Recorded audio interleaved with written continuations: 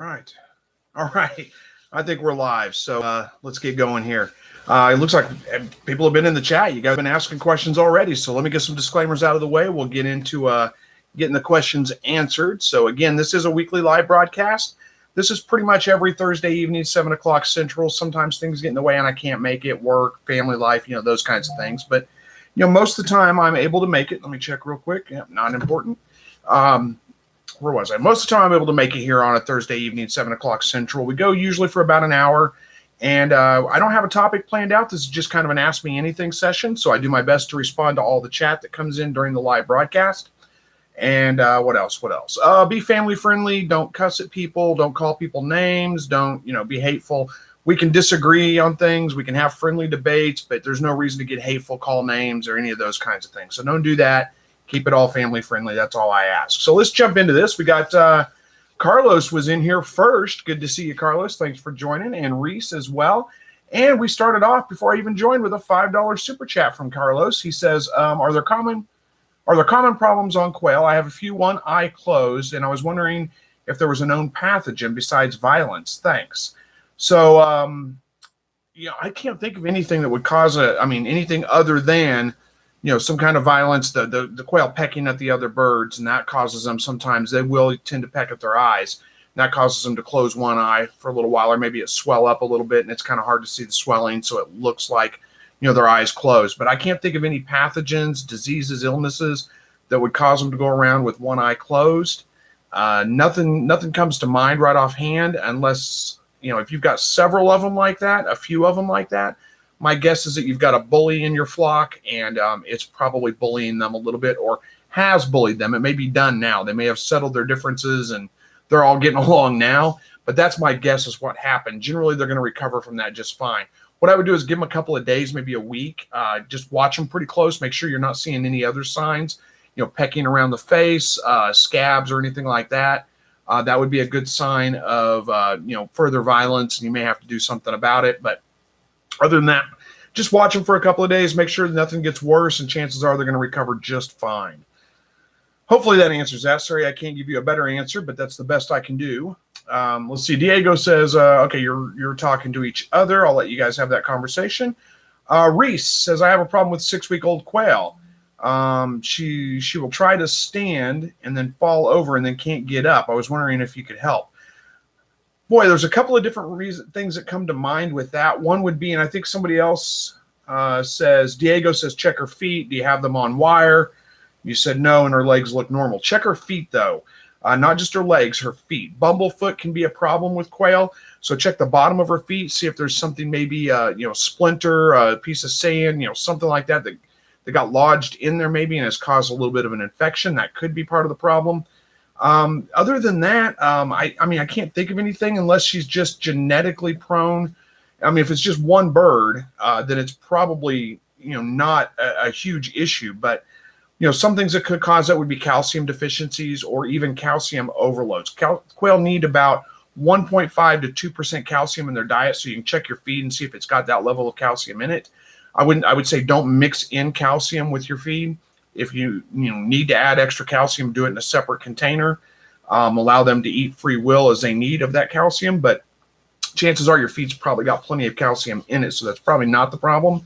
It could be a genetic issue where that bird is just genetically prone to leg issues of some kind. It could be, sometimes you have a late hatch or something like that, and if it was a bird that maybe displayed some of those issues, with leg problems, splayed leg, or any of those kinds of things when they were younger, may just not have ever gone away completely. Those are a few things that I can think of. It's not hard. Quail do get, sprained legs and things like that, but the not being able to get back up. And I don't know if you mean like she's laying on her side. I don't even know if it's a she or a he. I was looking to see, but let me grab a drink real quick. When you say it can't get back up, I don't know if that means it's laying on its side, if it's, just sitting kind of down on its legs. If it's just sitting on its legs, there's a good chance that it may have some kind of, sprained its leg or something like that. They can do that a number of different ways. I've had birds that have had those kinds of problems. They usually recover from them pretty quickly, but sometimes you have a bird that does, do some permanent damage to a leg for however they do it. I couldn't tell you exactly how that happens. and they just never really regain complete control of that, or never really fully heal from that. They always just kind of have that leg problem, kind of hobble around. But I think it's a good suggestion to check the bottom of their feet, see if there's a problem with their feet, like bumblefoot, if they have open wounds or any of those kinds of things. You can treat that. If it is like an infection of some kind, you're going to need to get whatever's in there causing the infection out. Get the splinter out, get the grain of sand out, whatever it is, which will require you to kind of cut it open a little bit. It's going to be a little bit difficult to do, but you're going to have to do that to get it out. You can treat them with an antibiotic ointment. Don't use one with pain reliever in it. But other than that, antibiotic ointment should be fine to treat it with, or blue coat for that matter. There's a couple of different ways you can do that. Once you get whatever's in there out, clean it out real good. It's probably going to heal just fine as long as you can keep it clean. I wish I had better advice for you. Oh, there are, you might check and see what your, I think it's thiamine and vitamin E are the two vitamins that can help with, that if there's a deficiency, it could be displayed as, leg problems, bone problems, some of those kinds of things. I think those are the two. So, there is a chance that there's a vitamin deficiency, but as long as you're using a commercial game bird or, feed, or a game bird starter or something like that, you're probably not going to have that problem. If it's an overly large bird, it could be that it just outgrew its legs. Though that can happen as well. Sometimes with your jumbo quail, some of the bigger ones just get too big too fast. They outgrow their legs and they end up having problems because of that. So there's another idea for that. I know it's a lot of ifs but I don't know the specifics of it. And I'm sorry I can't give you a better answer on that. Hopefully that helps. So. All right, Katrina says, I have 2 rabbits that tolerate their nails being trimmed. One of them digs in her cardboard box. I wonder if gluing a piece of sandpaper in the bottom of the box would be beneficial for the nails. Interesting. I've never thought of doing that.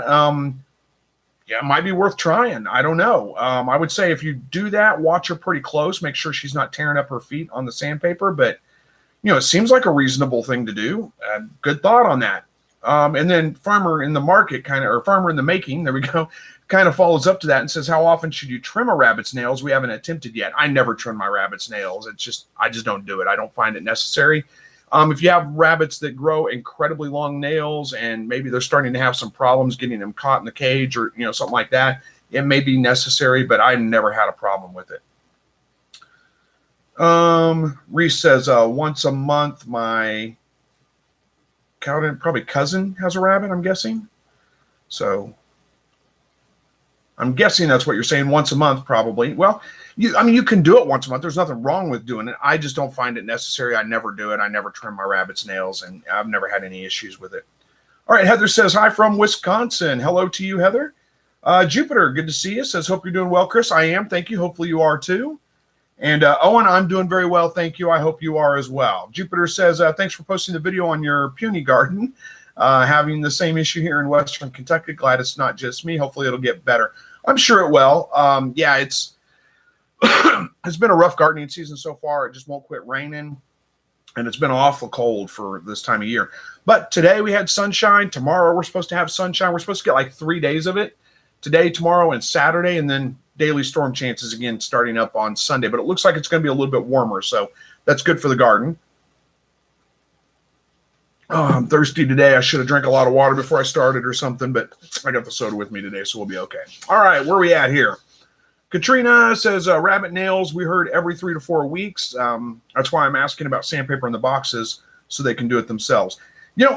Again, I've never trimmed mine. I've never had problems with it. It's not really that necessary, but if you want to do it, go ahead and do it.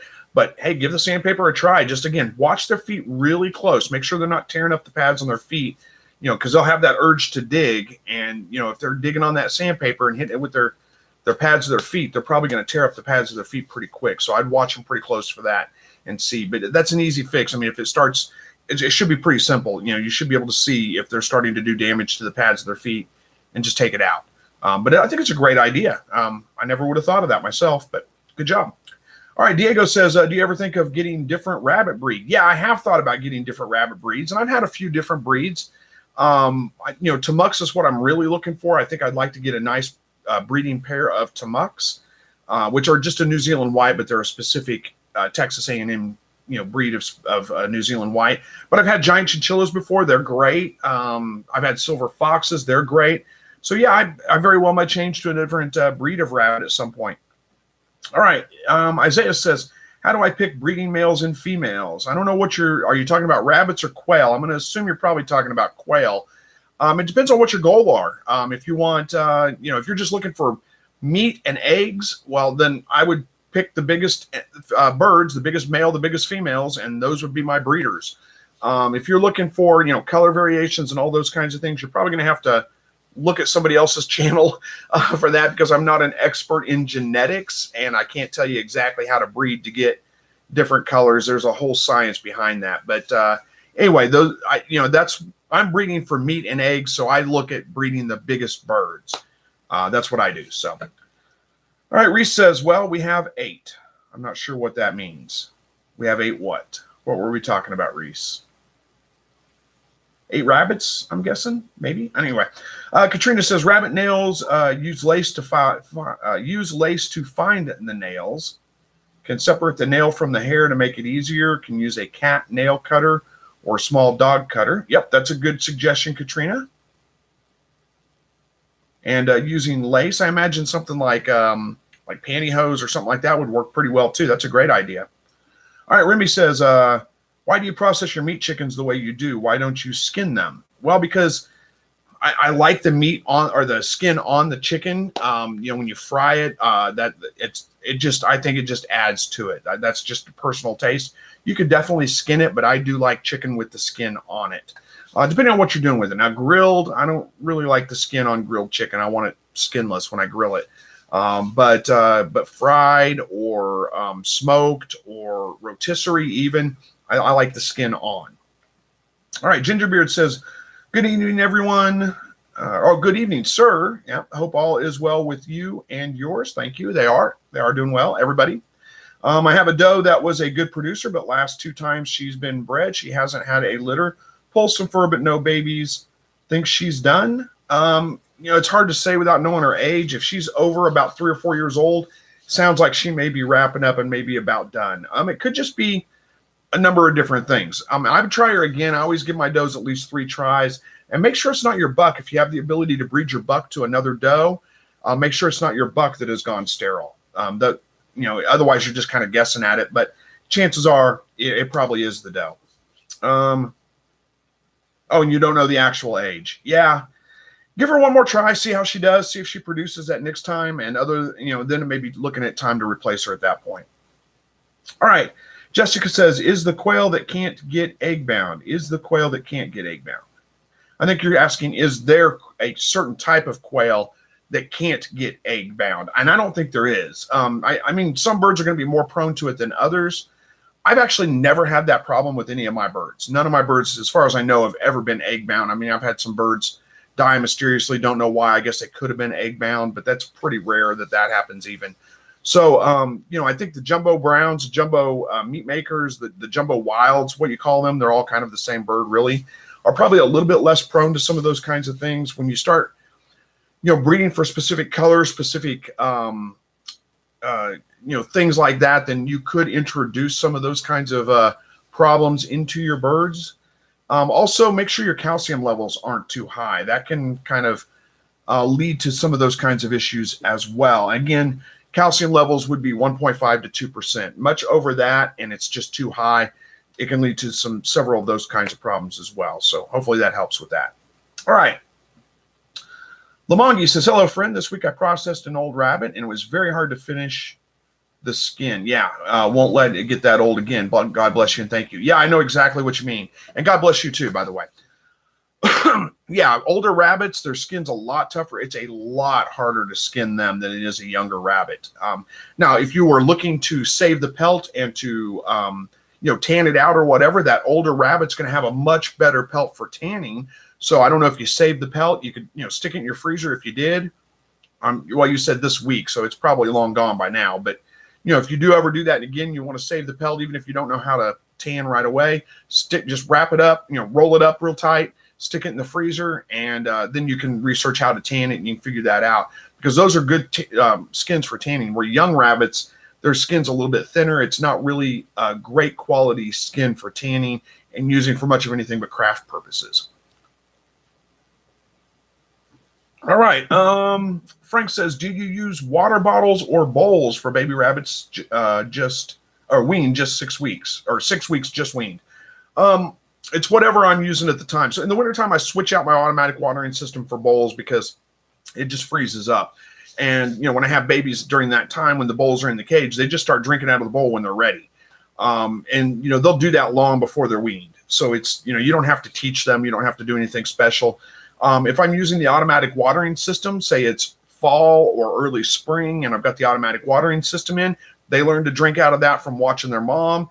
And that's what I use. They just learn how to drink out of it. It's fine. You don't have to teach them anything. They'll start drinking water long before they're weaned. It's just whatever you're using already, they'll start using. It's fine. All right. Frank says, this is my first litter. Thank you. You're absolutely welcome, Frank. I'm not sure. Oh, that was a response to that right there. Good. Hopefully that puts your mind at ease. Again, you don't have to worry about it. Just they'll pick it up. Whatever the mother's using, they're going to use it too. They're going to figure it out. All right. Michael says, question. I asked about the eggs the other day. I set 48, lost power for 14 hours, had 34 hatched today. So pretty nice. That's not a bad hatch rate at all. So glad to hear that the power outage didn't hurt too much. Yeah, you can let them go. I mean, they can go without power for a while. You got to figure, just a bird hatching eggs isn't going to sit on them 24 hours a day. They're going to get up and go feed at some point. They're going to move around. They'll sometimes leave them for an hour at a time or more, several hours at a time. So it's not as much of a panic as we would think it is. All right. Where are we at here? Brody says, hey, Chris, picked up some new quail the other day. Hopefully they start laying in a few weeks. They're only 3 weeks now. Well, yeah, I'm sure they will start laying. Give them, 3 or 4 more weeks, and you should start getting eggs, maybe 5 weeks at the most. But you should start getting eggs out of them, assuming you've got them, on a decent game bird starter, game bird food. Hey, Max, what's up, buddy? He doesn't like it when I'm in here talking to nobody. It just confuses him. So where was I at with that? So, yeah, they will start laying probably pretty quick, assuming you've got a decent food. I would go with a higher protein, a 25% or higher game bird starter if you can find it, 1.5 to 2% calcium, and make sure they have plenty of light, 14 hours a day. Of course, I don't know where you live, but summertime here, so there's enough light during the day to get them laying anyway. All right, Reese says 8 quail. Okay, I don't know. Oh, you have 8 quail. Okay. Sorry, I get, hang on just one second.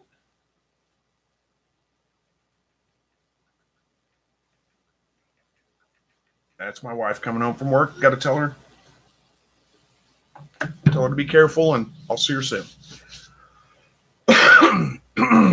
Excuse me.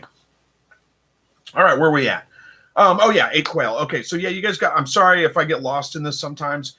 There was a question or there was a comment way back up there, and then I've answered a whole bunch of comments since then. There's a little bit of a delay from the time, I say something to the time it gets to you guys. So if you're responding to something to me and it's out of context, sometimes I won't be able to follow along. Sorry, my wife is wanting to text all of a sudden. I got to respond to her. So I'm not sorry about that. I just apologize for getting distracted here. So, all right, Jolene says, got a doe that gives me 12 to 15 each time. Trouble is that she can never wean them. She lost her entire first litter, had one survive her second time with me, and just now she's down to 3 after 2 weeks. Should I just take the losses and put her in freezer camp? Yeah, I think so. That would be my suggestion.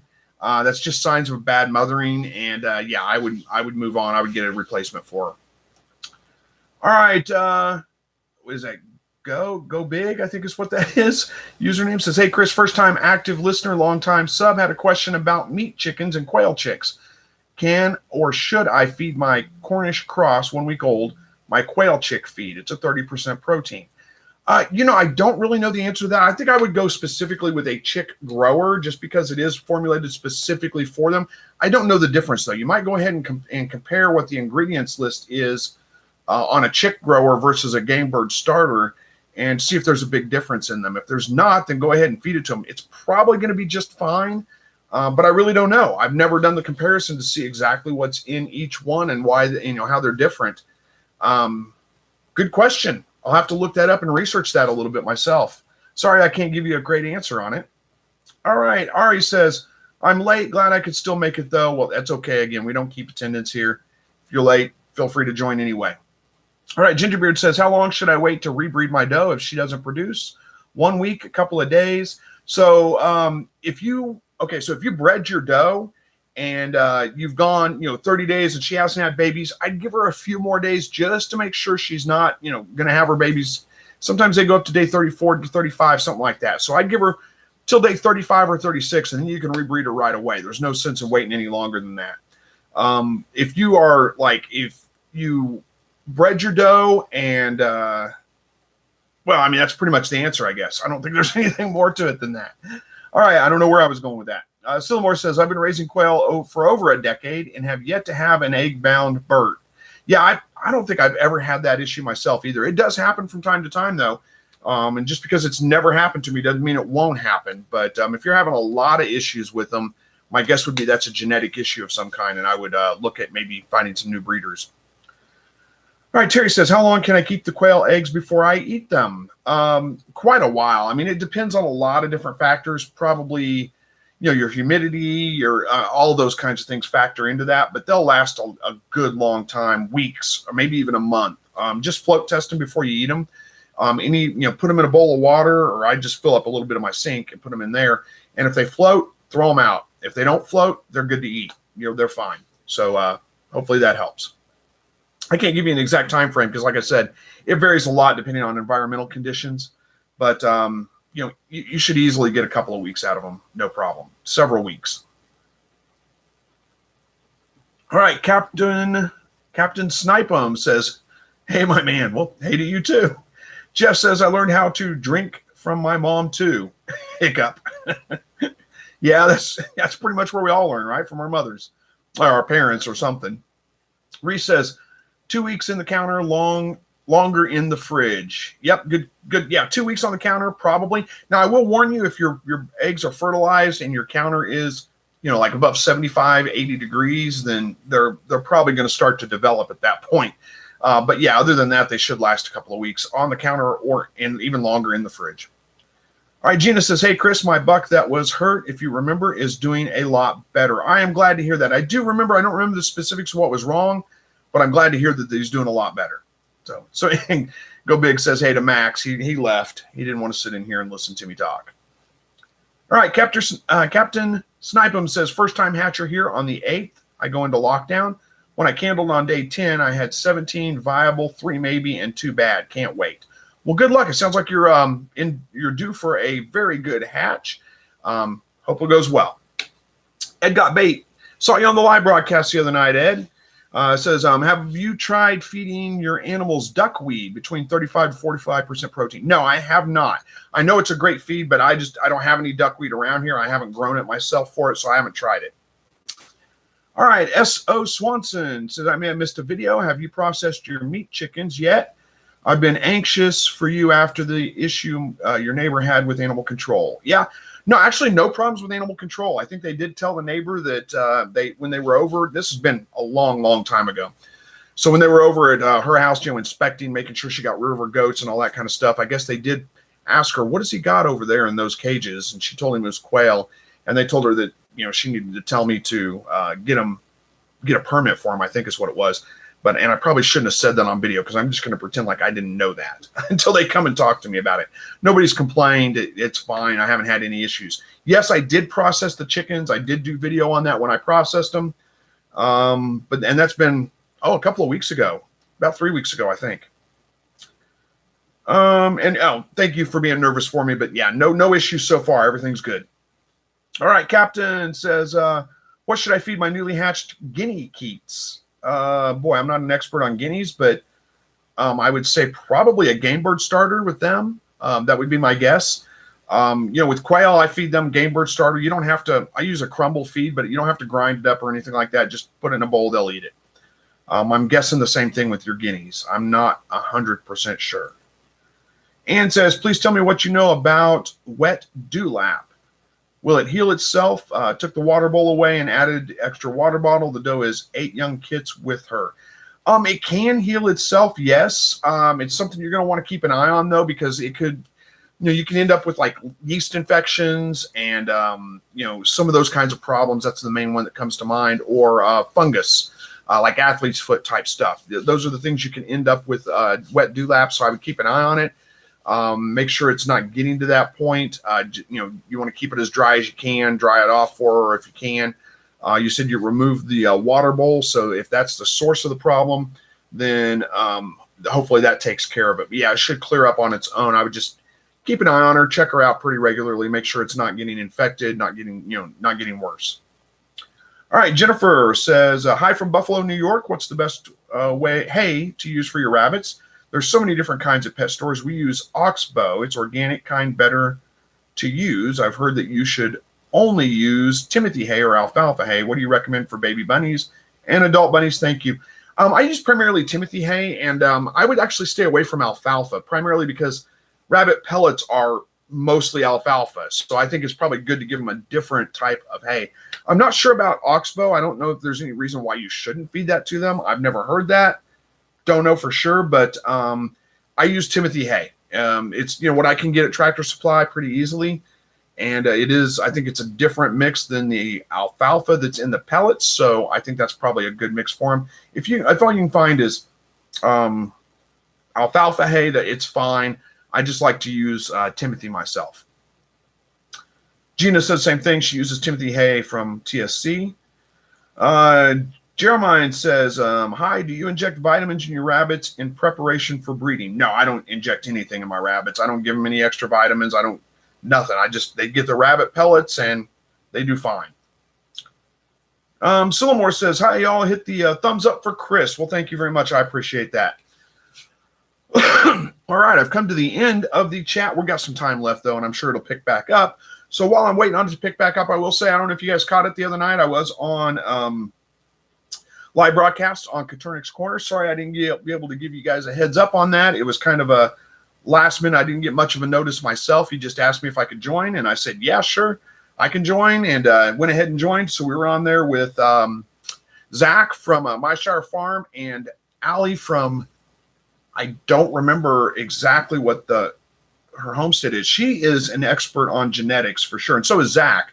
But I think, if you guys haven't seen that video, you might go back and watch it if you're looking for some genetics, some color answers to like breeding for color and some of those kinds of things. She's a great resource for that.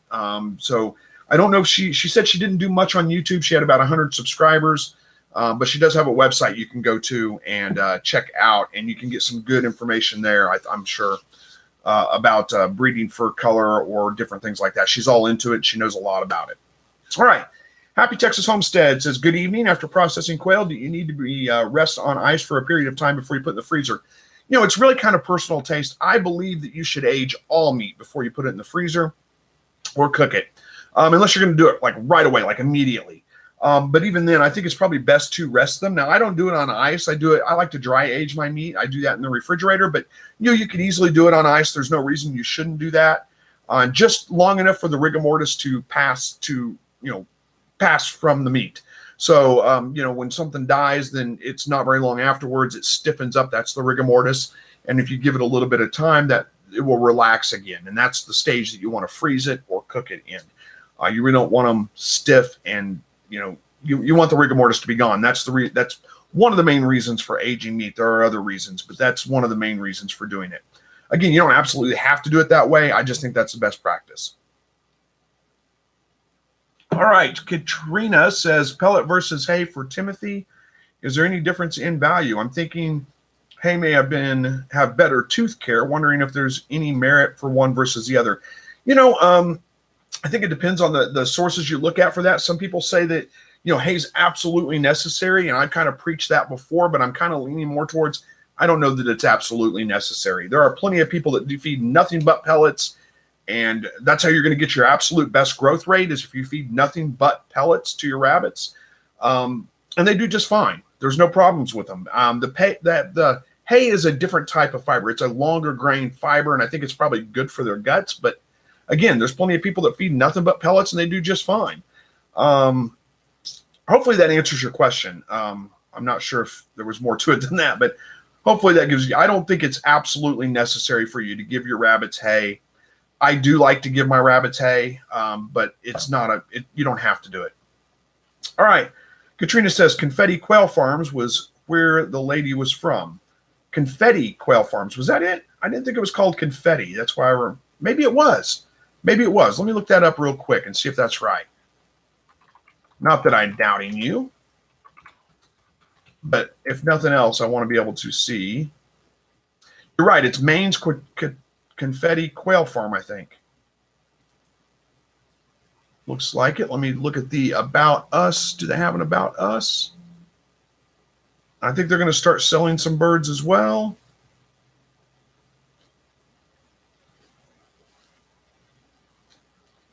I can't find the About Us. See if maybe it's under Contact Us. Maybe they have the name. I don't see. Okay. I'll come back here and talk with you guys now. I think you're right. I think it is Confetti Quail Farm. Thank you, Katrina. I appreciate that.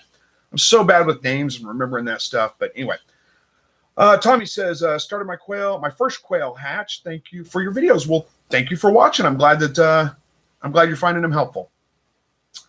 Where is it? Christina says, my silky chicken hatched and raised 3 quail. Awesome. I've heard of people using silkies to hatch quail before and had it work really, really well for them. So congratulations on that. Ed says, had 34 quail hatched Sunday, my first hatch ever. Had 60 eggs, but hey, I was happy I got any. Yeah, don't beat yourself over that. That sounds like a pretty decent, yeah, there's somebody else saying, I think it was called Confetti Quail Farm. Well, you guys are right. You have a better memory than me. I was going to have to go back and watch it to figure out where that was. Anyway, so Ed, don't beat yourself up over that. You're absolutely right. You're happy to get any at all. There could be a number of reasons why the others didn't hatch. The number one thing, assuming all the eggs were fertile, the number one thing to look at is temperature. If you don't have a forced air incubator, it could be that it has hot spots or cool spots in the incubator itself. That may be why you had some of them that didn't hatch. There's a couple other things, but that's where I would start if you're looking to troubleshoot and figure out what you can do to improve it. I would look at the temperature and try to verify that your incubator is completely accurate on that and accurate in all spots. There's no hot spots or cold spots or anything like that. All right. Tommy says, sir, I don't know what that means exactly, but anyway. Terry says, do you sell quail eggs for hatching? I do sell some occasionally, but not very often. And I'm not set up to ship eggs, unfortunately. So it's not, if you're looking for a good supplier of quail eggs, Myshire Farms is a good supplier. Also, I think Confetti Quail Farm said they're going to start shipping out some eggs, but only small amounts of eggs. So you won't be able to get, if you get in early, you might be able to get some orders from them. But Myshire is a good supplier. Kansas City Quail Farms is also a great supplier. So either one of those places would be a good place to get eggs. Tell them I sent you if you do order from them. I don't know if it'll do. Maybe they'll give you a discount. I don't know. I can't promise you anything, but just tell them I sent you anyway. Up top says, can all rabbits be consumed? I don't see why not. Unless it's sick but I think you mean like all breeds of rabbits be consumed. Sure. It's just some of them aren't worth breeding for meat. It doesn't do any good. It's really not worth it to try to breed some of the really small rabbits or any of those. They don't have good bone to meat ratio, so there's not enough meat on them to make it worth it. But yeah, as far as the type of rabbit, I don't see why it couldn't be consumed. All right, Jennifer says, Oxbow is the name brand of the hay. Thanks. So Timothy hay is okay for baby bunnies too. Yeah, Timothy hay is fine. You can feed all the Timothy hay you want to. The rabbits are going to do fine with it. Reese says, you can. I'm not sure what you can is in reference to, but I'm sure you know what it is. And did I miss something from somebody saying, Terry, a good source is Glasgow's Goods on Amazon? Did I miss a comment from Terry? Did I not? Oh, there we go. Okay, you're talking about the selling the quail eggs. Okay, that makes sense. And S.O. Swanson says Maine's Confetti Quail Farm. She has a Facebook. There you go. Jeff says my rabbit feed has Timothy in it. Oh, well, most rabbit feed is primarily alfalfa. I shouldn't say that all rabbit feed is. And I'm not saying it doesn't have any Timothy in it, but it typically is primarily alfalfa, which yours may be a little bit different, though. All right.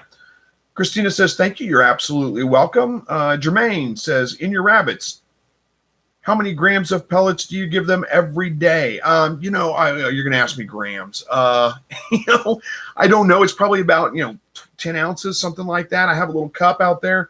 just feed them as much as they'll eat within 24 hours. So when you go out to, start with a smaller amount, I think it's half a cup, 8 ounces, maybe 10 ounces, somewhere right around in there, that I give them. And then, if I go out the next day and there's a little bit of pellets left over, then I decrease it a little bit, just a little bit, and feed them that much. If I go out the next day and when I've dumped the food in, they just dive into it like they're starving, well, then I'll give them just a little bit more feed. And, after a couple of days, you kind of figure out how much they're going to eat on a daily basis.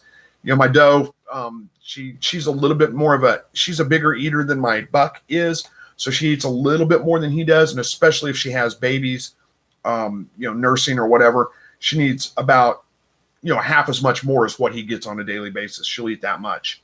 So I couldn't tell you the exact number of grams, but I think it's somewhere around 10, 11 ounces maybe. All right. Christopher says, good night. You're the best. You saved my rabbit's life. And thank you so much by watching your video. Well, thank you for the kind comments. Good night to you as well. And I'm glad to hear that your rabbit is doing well. All right.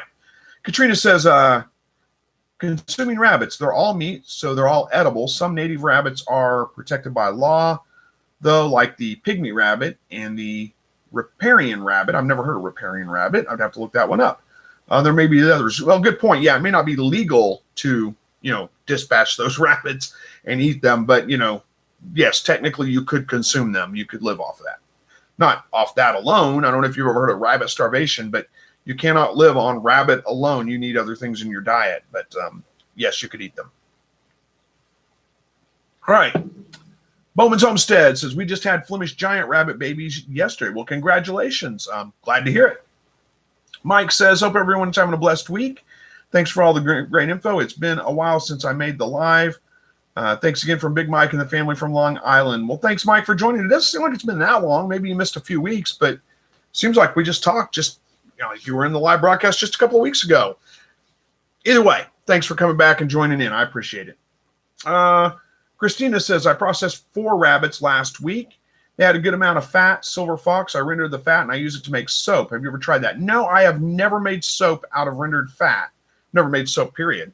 Something I looked into doing at one time, and then I either lost interest or I got tied up with other things and just didn't have time to do it. I don't remember now, but interesting.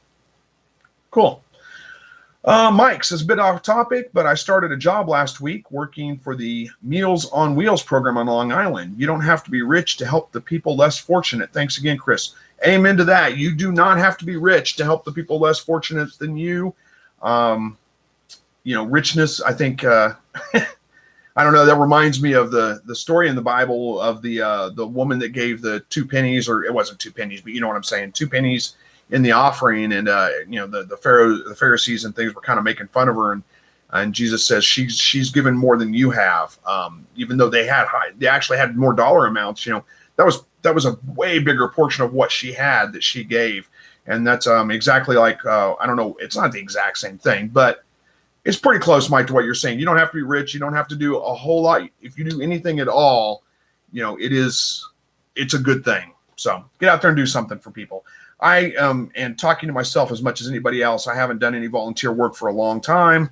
I need to do more. All right. Christina says that fat is scent free, perfect for soap. Interesting. I may have to look into that again. You sparked my interest. Casper says, I have juvenile quails, wanted to mix them with the adults, but don't know how to keep them from eating each other's feed. I don't know why you'd be worried about them eating each other's feed. There's no reason that it's going to be a problem. I mean, I feed all my birds get the same feed. They all get game bird starter, and that's from the time they hatch out till the time they're processed or whatever. I never switch feeds. It's always game bird starter for all my birds. So I don't know why you would worry about keeping them separate from eating each other's feed. It shouldn't hurt them. They should be fine. All right. Christina says good soap is made with tallow, cow fat, or lard, pig fat. I actually did know that. All right. Sillamore says your biggest issue to Casper, your biggest issue may be the older ones picking on the juvies.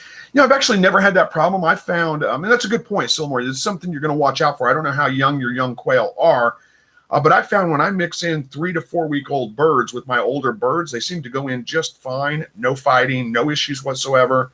If they're much older than that, like closer to 6 or 7 weeks, then I think the birds see them as, if they're getting close to sexual maturity, the birds see them as a threat, and then there is almost always fighting and things like that go on. But, 3 to 4 weeks, even up to 5 weeks old, right around in there, usually I just mix them right in. They do just fine, no issues. Oh, and you say they're about 3 weeks old. Is it okay if it's medicated? Yeah, it won't hurt your birds. It's fine. The medicated feed is not what we would, not like what you think of as medicated. What it's got is a thiamine. Is it a thiamine blocker or anyway, what it is it's a protein basically that's added to it. And it's to help with coccidiosis, to help keep that at bay, which is, I don't know, not a big issue for me, but that's what it is. So it's really not a big issue if your adult birds eat it. It's not going to hurt them at all. They're going to be fine. The FDA said you can eat eggs from those birds. It's not going to hurt you. And, I don't use a medicated feed, but I have had to resort to it from time to time when they're out of my other feed. It's fine. It's not going to hurt anything. Sillamore says, if they are breeding age, it can be bad. Yeah, if your birds are breeding age and you go to mix them in with another set of birds, yeah, you're right. That can be very bad. You can have a lot of fighting, a lot of issues with that. But again, if I catch the birds 3 weeks old, 4 weeks old and move them in, they tend to do just fine. No problems whatsoever. How are we doing on time here? We got about 17, 18 minutes left, something like that. So, excuse me. So again, chat's slowing down just a little bit. And we got a comment from Mike, but what was I going to, I lost track. I forgot what I was going to tell you guys. I do want to take this time to go ahead and apologize again. I have not been good at responding to comments lately at all. I haven't responded to any comments for weeks. I apologize for that. I keep trying to motivate myself to get back on there and do that. It's just my schedule's been disrupted, and I don't have any good excuse for it. I just haven't made it a priority. I need to do that. So forgive me if you've asked comments in the videos and I haven't responded to them. I'm trying to work on getting back into doing a better job of that. All right, Mike B says, I took an unusual corner of my yard and turned it into a garden with blueberry plants and a few rose plants.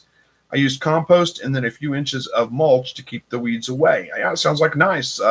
We actually have a blueberry plant growing in a pot. Is how we're doing that. Blueberry is like real acidic soil, so we just did it in a pot. We're going to see how it does. And roses, we've got those growing in a couple of places that just, you can't kill them. I mean, they take over now. So I'd be prepared for that. Casper says, I'm looking forward to breeding pearl quail soon. Do you have any recommendation on what other pretty quail I should incubate or breed? Unfortunately, that's not my wheelhouse. I don't get into all the fancy colors and all those kinds of things with them. I've had a few different colored birds over the time, but I just keep going back to the jumbo farrow, jumbo wild, jumbo meat makers, whichever one you want to call them. They are the best as far as egg and meat production go, and that's what I raise them for. So I don't know that I can give you a lot of advice on that. Go check out the Confetti Quail Farm, though. She is all into the different colors and things like that, so you might find something really interesting there. But I don't know that I'd be your best source for that one, unfortunately. Katrina says, how has protecting your fruit trees from the squirrels been working? It's a losing battle, I think, but they're not producing fruit right now, so I'm not too worried about it. But when they do, I've got the squirrel trap that I built. It works really, really well. So I may have to roll that out whenever things happen. I will tell you guys, squirrels are my nemesis, I think. They're my, what do you call it, albatross or whatever. Anyway, they get all my fruit trees. They've been getting into my house now, and I had one that got in there. I'm pretty sure it was a squirrel anyway. I'm going to blame it on them. Crawled down either in the attic, in the wall somewhere, and died. It was horrible.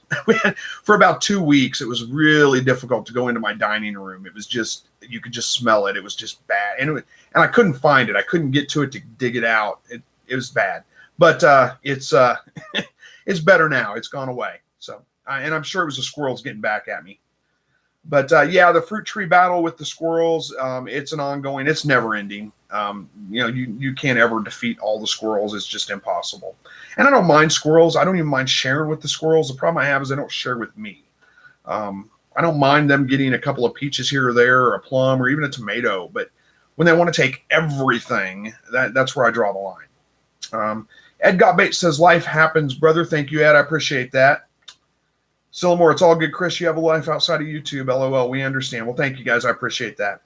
Outside in Georgia, have you ever used a machine to plug to pluck quail feathers. No, I haven't.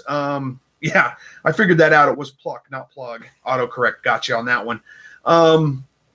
And Go Big says you're forgiven. Thank you, Go Big. I appreciate that. No, I have never actually plucked a quail. I just don't. I don't know that it's worth it. Maybe it is. I don't know, but there's not really anything to them but the breast and maybe a little bit of meat on the leg. So I just don't find it really worth the effort to go through plucking them. And if you had a plucking machine, maybe it would be better. I don't know. I've never tried it, so I can't give you advice on that. Captain says, I know during lockdown you want high humidity, like 85%, but what should the humidity be during incubation? My temperature has been 37.2 degrees Celsius. So my guess is you're either in Canada or overseas because you're using Celsius. You know, it depends really a lot on your environment and what your like ambient air humidity is. I find in the summertime here, we're running, 75% humidity in the summertime, and I typically dry hatch in the summer. I'm looking over my incubator because I got eggs in the incubator right now.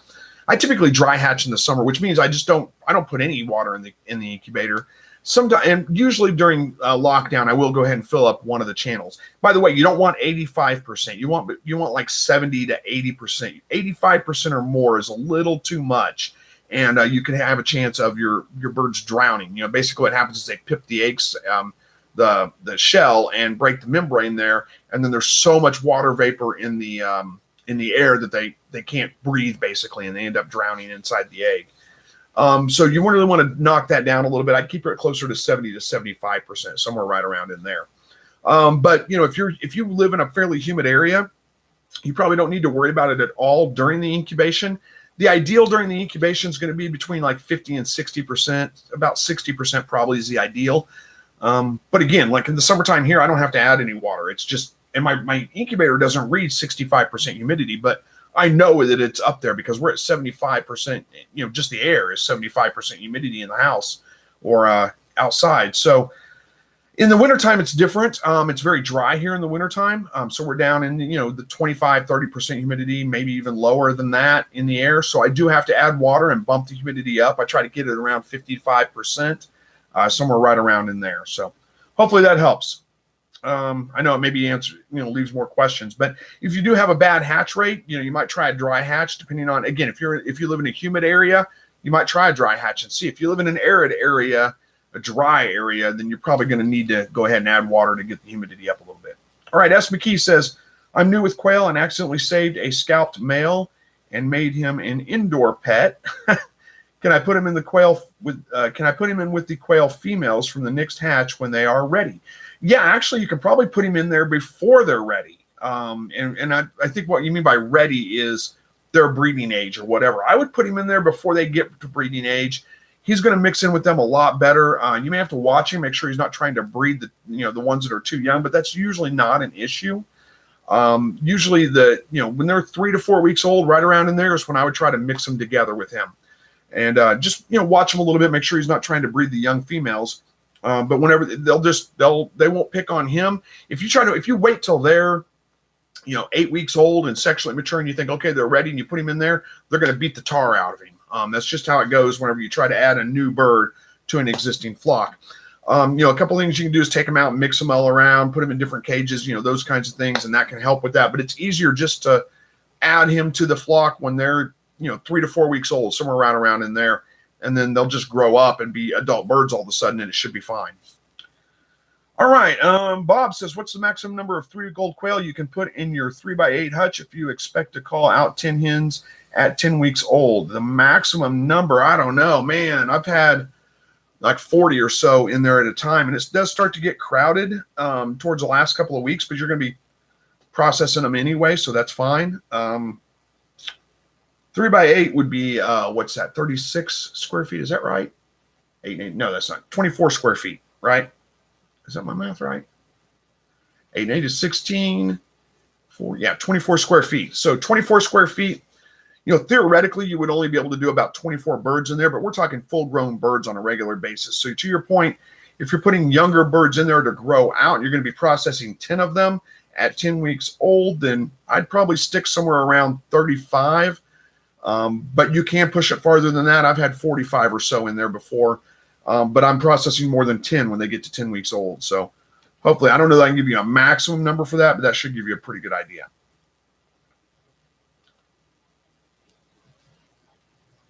All right, Tony and Leanna says, hi from as here in New Zealand. Oh, from us here in New Zealand. I bet that's what that means. Well, hello to you. Thank you for joining all the way from New Zealand. Reese says, does anyone know how loud the boy quail are? Yeah, I think it depends a little bit on your birds. Some birds are a little bit louder than others. It also depends on how sensitive you are to that as far as to how loud they are. They're not like a chicken rooster. They're not at all that loud. Most of my neighbors that, before they realized I raised quail, they just thought they were songbirds. And they just sound like a songbird, a bird outside singing for whatever reason. They're about that loud. If you have them in, excuse me, if you have them like inside or something like that, they may drive you a little bit crazy when they start crowing all the time. It can be a little loud in the house, but any bird's going to be kind of loud in the house. So I don't know if that answers your question, but hopefully that gives you an idea. Outside of my outside hutches, they're not a problem. I've never had anybody complain about them. I had one neighbor that first time I met them, they came out and they saw that, I was standing out by the hutches, and they said, I wondered what you had out here. I thought it was just birds. And then I realized it was all coming from the same spot and thought there must be something here. So, he didn't even know there were quail back there. It didn't bother him at all. So I don't think they're usually too big of a deal. So KT Space Program says the squirrels here on this side of Joplin are really bad. Well, they're bad on this side of Joplin too. I don't know what side of Joplin you're on, but they're bad over here too. They're bad everywhere. It's just the squirrels are that's how they are. Mike says we had a quail escape this weekend with my 90-pound American bully went to investigate until the quail jumped and scared the heck out of the dog. It's been something days, and our dog is still giving the coop the side eye. It's been several days, I'm guessing. That's funny. Yeah, that's funny, Mike. My dog, he's learned to hang out by the coop whenever I feed anything. He's always right there ready because he's got a little bit of bird dog in him, and he just loves the birds. His favorite thing is if one gets out and runs, he gets to chase it down and catch it. And he doesn't kill them. He would kill them if you left him with them long enough, just because he's holding them down or whatever. But so far, he's maybe once has he actually injured a bird and it didn't recover or something. But most of the time, he'll catch them, and I go over and say out. And he just lifts right up, lets me pick them up, and they're fine. No problems whatsoever. Ed Got Bait says, my wife loves the quail, and she saw some button quail, so I have 28 eggs coming Friday. Uh-oh. You're going to end up with a ton of quail, aren't you? Well, good luck with those eggs. I hope they all hatch out well. Captain says, I'm in Canada. My first round is guinea keats. Is it the same humidity? Yeah, it should be the same. Look it up and see, but I don't see any reason why it would be different. Now, duck eggs do need a higher humidity, but other than that, I'm pretty sure pretty much all other, poultry, fowl, that kind of stuff are all going to be about the same. All right, Brad says, hey, Chris, have you ever seen hens turn on a rooster? We had one or more of the hens beat the snot out of our roosters, 5 hens to 1 roo. Tried to reintroduce, and they went after him right away. Yeah, most of the time when I have aggression problems, it's hens. Roosters will sometimes, what looks like aggression, which is actually just overbreeding. But most of the time when there's actual aggression, it's the hens that are being aggressive to the rooster. Now, what you can try to do with them is take them out and mix them all up in a different cage somewhere like that, put him back in their cage, move them back in there after a day, and see what happens that way. So it's new territory for everybody, and that could be something that can help with that. But it is difficult. If you remove a bird from the flock and then try to reintroduce them later, it's difficult to do, very hard. Almost always get a lot of fighting that goes on. All right, Brad. Oh, there's more to this. Brad says he healed up, put him in. He went to town, if you know what I mean. Yep. And they turned on him again. Yep. That sounds about common. Yeah. It's just quail get territorial. The hens get territorial. And, it's their space, and there's a new bird coming into their space. They're gonna turn on him and beat on him a little bit. Now, sometimes they'll just get over it. I very seldom will I ever pull a bird that's been beaten up, pull them out of the hutch to let them heal, so to speak. They usually just heal up just fine, as long as there's not. A lot of times what happens is that the hens will beat the tar out of one of the birds until, I guess, they beat it into submission or whatever, and then they just give up on it. And it's all injured, but they're not beating on it anymore. They're not picking on it anymore. They've kind of let it into the flock at that point. And I usually just leave them in there and let them heal. They usually do just fine. All right, Richard says, culling the loud boys helps. I think you're talking about how loud the boy quail are. Yeah, it could. Yeah, if you've got any that are overly loud, then yeah, you could call them out for sure. Steven says, question, what would you recommend for a food substitute if the supply chain is behind for short-term and long-term for quail? Boy, that's a good question. I don't know if I have a great answer for that. You know, they really need like a mix of seeds and seeds and grains and insects. Those would be their primary, you know, things that they would eat in the wild. You know, how to do that? I don't know if I have a good answer for that one, unfortunately. I'll have to look into that and see what I can come up with, but I don't have a great answer. Sorry. All right. Moonsprout says, hello to you. How are we doing on time here? About 5 minutes left. Hello to you, Boris. Good to see you. Sylmore says, got to go feed quail. God bless and thanks, Chris. God bless you too. Go Big says 2 hours and then we put the males and females together. 2 hours after, then we put the males and females together. I think you're referencing the comment about, you know, taking your birds, mixing them all around or something. That's probably, you mix them around, put them in a different cage or something for 2 hours, and then you put them all together. I think that's what you're saying. That makes sense. Yeah, that should do it.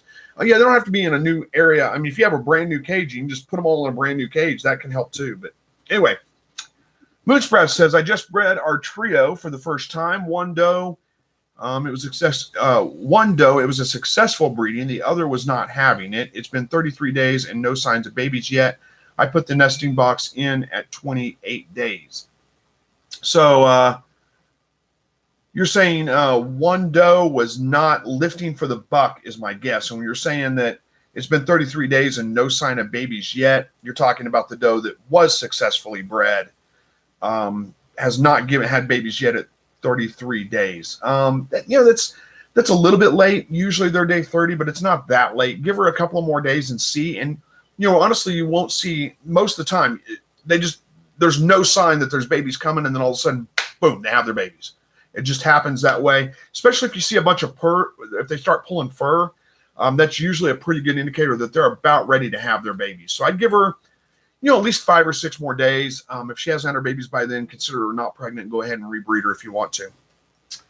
Robin Song says, my roosters weren't aggressive to the hens, but they didn't like my going in to get eggs. Needless to say, I gave them away to give them a chance somewhere else, but hope they disappeared. But nope, they disappeared from her house. Huh. Your roosters weren't aggressive, but they didn't like you going in to get the eggs. Look at that. Bradley, $10 super chat says, thanks for the feedback. He was beaten to a bloody pulp, and we thought he wasn't going to make it. We'll try to pull the bully. Thanks again.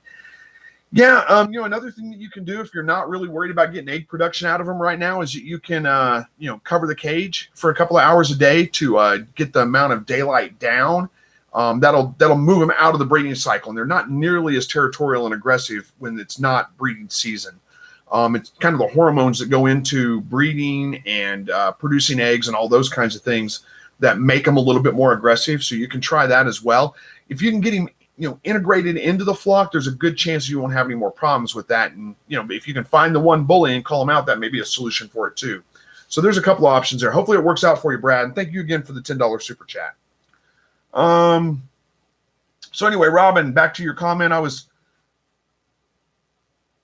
So I'm not sure what you mean. They didn't like you going in to get eggs. I've had a few birds that would peck at me when I go in to get the eggs. They'll come up and peck at my hand and stuff. But it's not a big deal to me. It doesn't hurt. They're not they're not that destructive to me. So I just never worried about it. But I can understand why you might want to get rid of them. As far as why they disappeared from the house, I'm guessing that they ate them. I don't know. But sorry that happened. Moonsprout says, thank you. I'm so happy I caught you live to ask. Well, thank you for joining the live broadcast. And again, if you're one that's asked comments on the channel and I haven't responded, sorry about that. I'm doing my best to get back into it. I just got to do it. So hopefully I will soon. It's probably a good place to wrap up. The chat has kind of slowed down. We're right at almost an hour, maybe a minute shy, but this is a good place to wrap up. My wife is home from work. Go spend some time from her. I got to quit looking at the chat. Sorry if I don't get your question answered tonight, guys. I got to get out of here. Got to go spend some time with the wife. So, Anyway, thanks for joining me on the live broadcast. Hopefully we will be able to join again next Thursday evening. We'll see you guys there. Thank you for watching all the videos. And as always, God bless. See you guys next week.